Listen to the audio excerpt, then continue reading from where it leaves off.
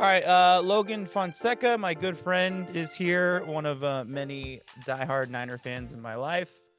But Logan, I would say Logan's a little bit more of a how do I say? I don't want to say realistic, but less delusional Niner fan than the rest of my friends. But can also come off as cynical at times. Logan, would you say? Yeah, I'd agree with that. But, I think if you have as many NFC championship losses and Super Bowl losses in my lifetime, I think you'd start to get a little cynical. 100%. That's why I brought you on and not Jesse or my uncle Mike, because I know that we can have an honest conversation about the Niners and not, be on cloud nine and be like, "Oh my God, we're gonna play so well. We're gonna beat all these teams and blah blah." Although, coming off the win this past Sunday, you're probably on an all-time confidence high right now, right? Yeah, I mean, big time. I think that the Eagles were our biggest test of the season. That was kind of like our litmus test. We were, just kind of, thinking about that last NFC championship last year, and it was just like, if only this, if only this, if only this, and we finally got to, show up and show out for those guys, and I think we'll see them again in the playoffs. So, do you think so? Right now, what's your confidence level on a scale of 1 to 10 on your ambitions of a Super Bowl championship? I'd probably say Saying an that on eight. Friday, December 8th, Right. 2023. Yeah. I would probably give it 7.5, 8. It's better than last year, like many years before, Yeah. because mainly Jimmy Garoppolo. We can get into that like, in depth, but Purdy just has such poise, and he So um hold on. Let me stop you there before we get into that. If I asked you this question a week ago, before the Eagles ass whooping, if I asked this question yeah, 1 week prior, right. what would you say your confidence level would have been? I'd probably say a 7. Okay, so it didn't Probably, move. So really, the 3 touchdown win against what was kind of unanimously known as the best team in the NFL so far this season only knocks you a half a point up in your confidence rankings. yeah. Yeah, and I think, it comes because of injuries, Hmm. Yeah. just like right now we got Elijah Mitchell, who's not, whatever, uh, good in last year's, but he's just been always hurt. But Eric Armstead, and it's just sometimes we just get injuries at the wrong time, Hmm. and knock on wood, CMC will stay healthy, but there's no reason why he needs to be getting 20 plus carries in blowouts. And Shanahan, he and just the Shanahan family, they ride the wheels until they break off when it comes to the running backs. You saw what Mike Shanahan did with Terrell Davis, and so I'm giving that 2 from 8. That 2 notches because of injuries, and also because Shanahan, whenever pressure gets tight, he just doesn't seem to get over the hump. It's that like Yeah. Andy Reid Eagles situation, and until he proves me wrong, it's just there's always going to be that until it's zeros in the Super Bowl. I'm always going to be holding my breath because anything can happen. Yeah. Okay. So you kind of touched on it a little bit about how the quarterback situation a little bit different. I mean, didn't Purdy take over around this time last year? Yeah, yeah. Actually, when we beat the Eagles, it was the day before he took over Yeah. on the Miami game. Yeah. Um, yeah, and so I'm been extremely impressed with what I've seen. He's essentially like still like a rookie, and Mhm. so even though he has all the other weapons, I think if you put in Darnold in there, or you put in, I don't know, even Zach Wilson in there, I don't think you're going to get the Zach same Wilson. results because his best asset is from the neck up. The guy is like extremely poised, very smart, very he is a leader, Mhm. and he can hit all the throws like accurately. He doesn't have the strongest arm, but he just knows like what to do at the right moments. I was very nervous when he was coming back from that UCL tear that he wasn't going to be the same guy I Yeah. thought he was going to get like, those Jimmy G happy feet, those tippy taps, Hmm. in there, but he stays in there. I mean, there was that one touchdown pass to Kittle a few weeks ago that like, right on the money, pocket closing down. And so he's just like, he's tough as nails. And I love him as a quarterback. And I think some of that has to go to the confidence that you have in the guys that surround you. Like, you know that the timing's going to be on there because you have receivers who are just really smart and really physical and can adjust to the throw and adjust their routes to that.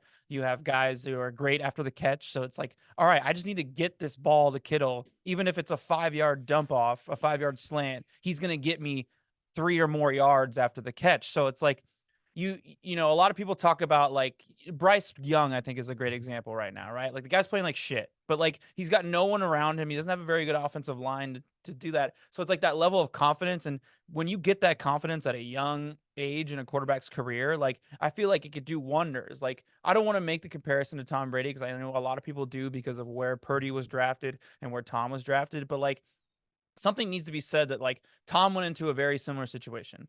He went into an offense that had an amazing offensive line, an incredible defense, probably like one of the most underrated defenses in the history of football. And he had reliable weapons around him in 2001 to where it's like he's throwing the ball, and maybe he's not like this athletic machine who's like, Patrick Mahomes making these incredible throws, but he's making competent throws to where it gets your confidence at a young age. And then when you go throughout your career, you kind of just have this swagger to you to where you're sitting in the pocket and you're just like, when you throw it, you're making the right decision for the offense. Does that make sense? Yeah. Yeah, no, I think that's right. And it's a balance of playing like not to lose, like don't fuck it up, Yeah.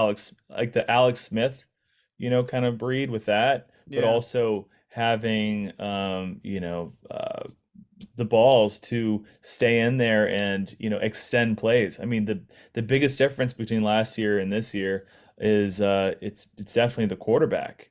I mean, you kind of have. I mean, all the other pieces are there, right? Mm-hmm. And obviously CMC is like fully like integrated in the system, but it's those last couple seconds, like when the pocket's coming down. If you just look at his feet, he's always like moving up, moving back, Mm-hmm. left, right. He's not the fastest guy, but he's extremely quick. Yeah. I think his like 10-yard or 20-yard shuttle was like almost near like CMC's, like Mm-hmm. extremely quick. And that's like the difference in, finding an open guy and looking at the second read where Garoppolo, he was kind of like a one read guy. And as soon as the one read kind of closed down, he's going to throw a pick to the linebacker or he's going to get sacked. And this guy Purdy, he either throws it away. He's very very few mistakes. And it's like whenever like as the time goes back or time goes down, I still have confidence that he's going to find a seam open where we never had that in the years prior. And also, I think that Shanahan, he's also scheming it up. The reason why we lost to the Rams in the NFC Championship is they realized that if you just bring all your DBs in, make them beat you over the top, so then you shrink the field. Mm-hmm. Where Purdy, he's accurate deep and he can extend the plays, so it just makes the field that much larger. And now you're seeing Ayuk getting touchdowns that you've never in Debo that you've never seen in their career because Yeah. 20 yards is just like was forbidden. Everything was horizontal, nothing vertical. And if those don't work, you have the check down to McCaffrey, who he's going to get the most out of any touches that he gets when the ball's in Yeah, his hands. But here's the yeah. thing, dude. Here's the thing. It's been a great 4 game winning streak and all that, but like, why are we forgetting about the 3 game losing streak in the middle of the season? Like something was wrong there. He did not play as well as he did, the first 5 games and now the last 4 games in that section. Like, I get it, there was a couple injuries, but like, should a couple injuries impact your quarterback play that much? Well, with every one of those games, I mean, the Bengals game kind of got away from us, but the other ones, it was like, a field goal and then you're there. And like there were like one play away from winning that. It was just, Yeah, I mean, you you lost know, by 5 to Minnesota, you lost by 2 to Cleveland. Both low-scoring games too in retrospect. yeah.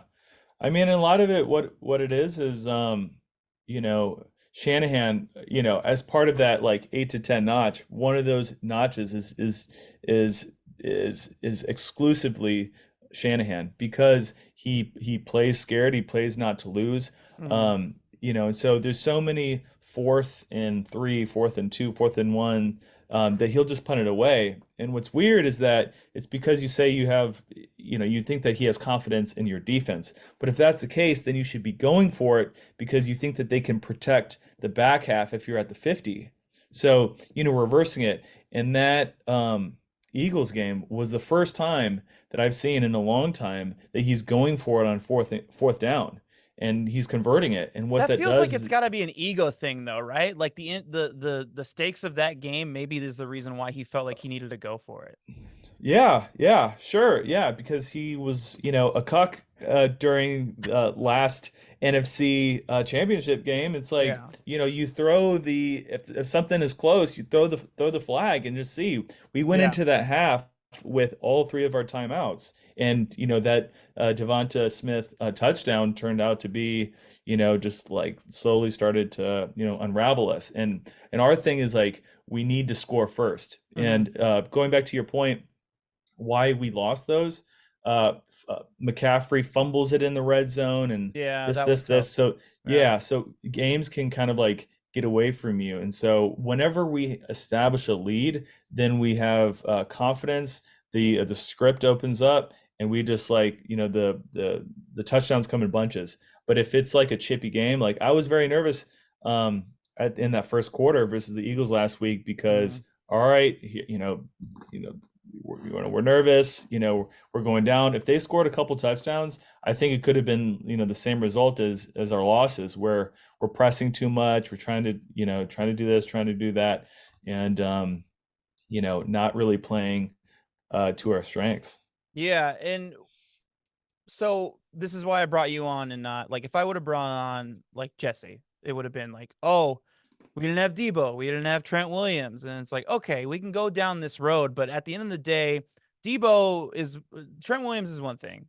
That offensive line, it needs some work, and which is something that I think I can't stress enough how much the Niners need to address. And it's not necessarily like, Trent's great, best offensive lineman and tackle in the league. But when he goes down and the offensive line performs that badly, it's not a matter of like this one guy is it's a matter of depth at that point. Like there needs to be more depth in the offensive line for you guys in order to you guys can weather the storm of an injury for on the starting offensive line for a game or two. Debo going out like that.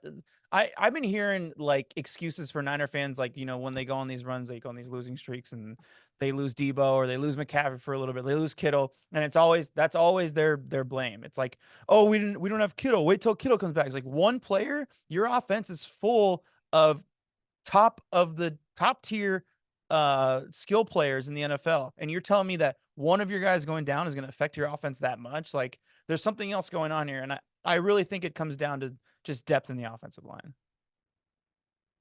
Yeah.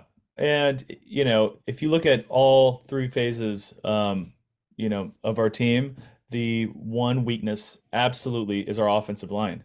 And it's the And I would one, say your uh, secondary.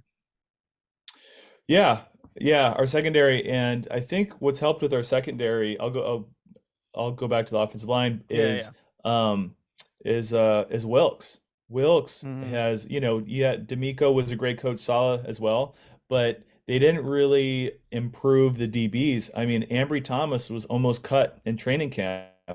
He was, he was getting his ankles broke all off season, and now this like resurgence, he's playing amazing ball. Diamador Lenore playing incredible ball. Mm-hmm. Um, and so I mean, still, we need to address it. I like depth. We're gonna get Luter and Womack back. Um, but I do on our like I do like the move they made at the deadline though. It was Logan like Ryan. uh Oh, the No, Doug no, one, Chase yeah. Young, Chase Young. Yeah, yeah, yeah. Because like, John Madden kind of made this common in football because I think that was like kind of the seven from the 60s to the 70s is kind of the evolution to like more modern day football. And he always stressed like football starts in the trenches. Like you Right. have to have a good defensive line and you have to have a good Mm. offensive line, and a good defensive line and offensive line will make up for like lack of other positions, lack of skill position, lack of secondary, because if you give the quarterback just a half a second less to throw the ball, then your secondary is not running all over the field and having to cover for as long and stuff like that. And I heard there was rumors about, like, for example, I guess you guys hit up the Raiders for Nate Hobbs, who's having a great season at the corner. I don't think that helps the defense that much. I think it puts a band-aid on a massive cut that you need stitches for. Whereas like getting Yeah. Chase Young in there stitches up about half of that cut, because you get two insane pass rushers on that defensive line along with Ayuk. Like, oh my God, no one's running on you, one. And two, like, you're taking off a lot of time against that opposing quarterback to throw the ball. So you're just helping your secondary out just that much more. Yeah.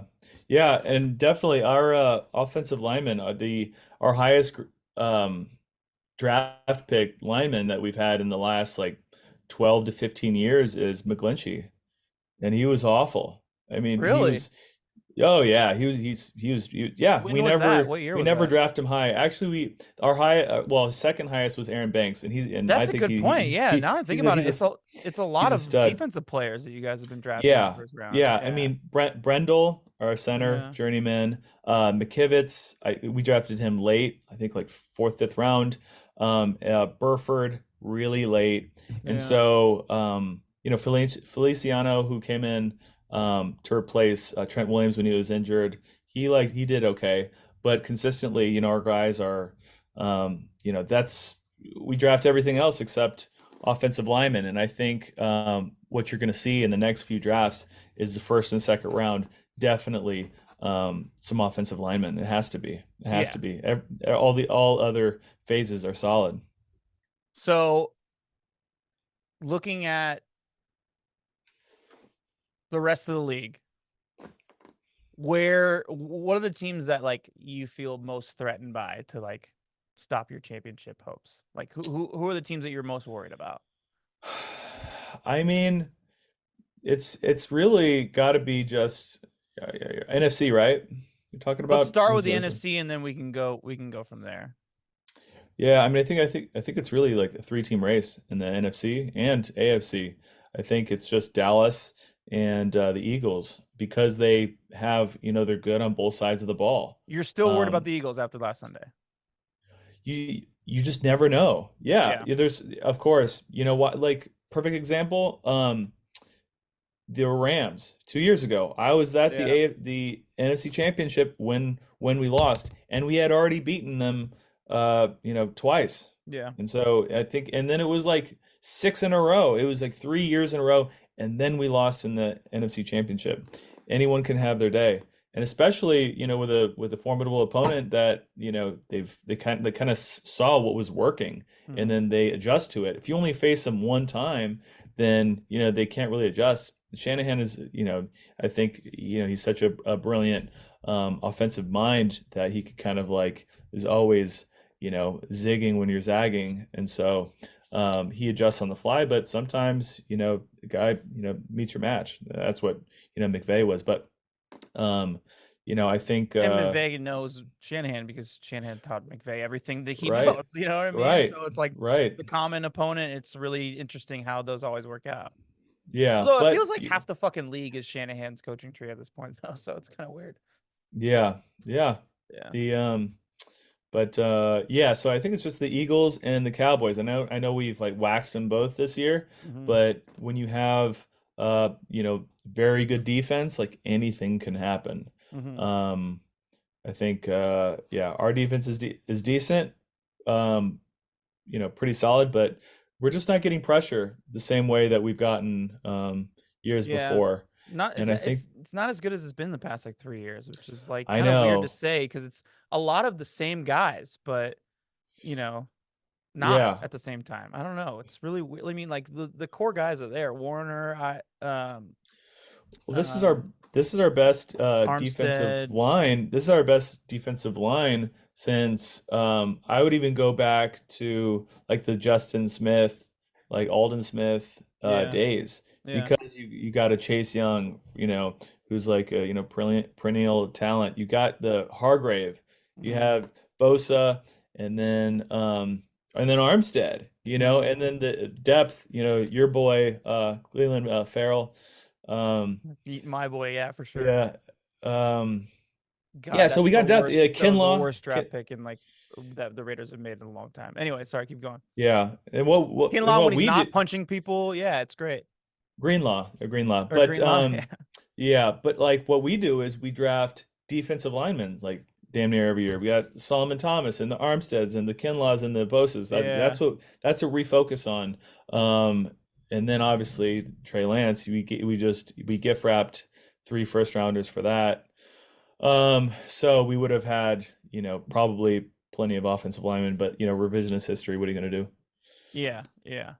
All right, so your schedule coming up, it's interesting.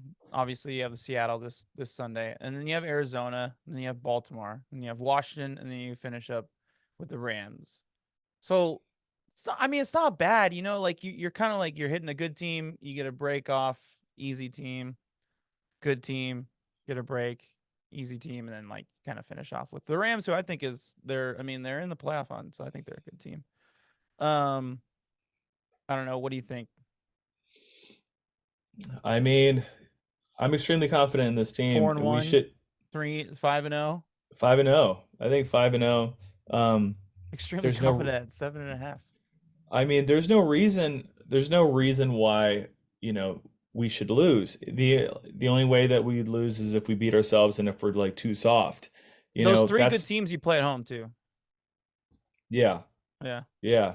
But like every single year we, let off the gas pedal. And it's like we have this confidence. They're like, oh, we won something, or we're one of the best teams in the league, but we haven't won shit. We get close and we lose every time. The 3 losses that we lost to last year were the worst teams in their division. Mm, Uh, Broncos, Falcons, and Bears. We yeah. lost to them last year. Yeah. Trash. Bears All in the trash. pouring rain. Bears in the pouring rain, though. I know. I know. Well, regardless, like pouring Yeah. rain and, sunshine, indoor, outdoor, like you don't lose to You can't that lose those games. trash Yeah. team. Yeah. You can't lose those Yeah. games. Yeah. And especially if you're like a Super Bowl contender, you can't lose to the worst teams in Especially, the league. especially the Bears. Like it's not like Seattle. Like if Seattle beat you guys in the rain, then it's like okay, well they fucking practice in the rain, so this is a little bit different. The Bears, like come on. Yeah. Yeah. Yeah. I mean, where it's very much a thing where we play down to our opponent. you Yeah. know and Shanahan, just instead of like trying to win by like 40 every single time, they're like, yeah, a minute and a half to go in the first half, we're up by 10, yeah, we don't need try to extend it to get an extra field goal, or yeah, we're fine. And then the other head coach has nothing to lose, Hmm. and then they end up beating us. And Yeah. that's what like a lot of our losses have been with Andy Reid, with McVay, with Sirianni last Yeah. year. Yeah. It's the coaches like Herm Edwards. You play to win the game. You don't play just to play it. And so Yeah. like we have to like go for the jugular every single time. Yeah.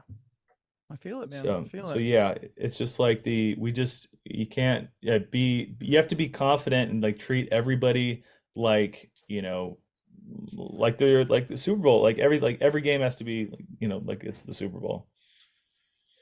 I It's dig got to be it. that to that intensity, but Well, yeah. yeah. I mean, yeah. I look, as you know, I'm a Raider fan, but I root for the Niners on the side because grew up going to Niner games. My uncle Mike took me to games all the time growing up, but I was already a Raider fan at that point, so it was too late. But yeah, I'm rooting for you guys. We'll see what happens. I just, I talked, I go back for Thanksgiving and I talked to my family who's Niner fans, and it's just like, it's like it's their emotions sway every week. You know what I mean? And it's just like this, during that losing streak, they're like, this is bullshit. Brock, he's fucking terrible. We need to bring back Jimmy and shit like that. And then, Oh, now the win streak, they're like, oh, no one's gonna stop us. Blah blah. We were bad those weeks because we didn't have Debo and Trent Williams. And again, that's why I yeah. brought you on, because you're a little bit more realistic as to how the team plays.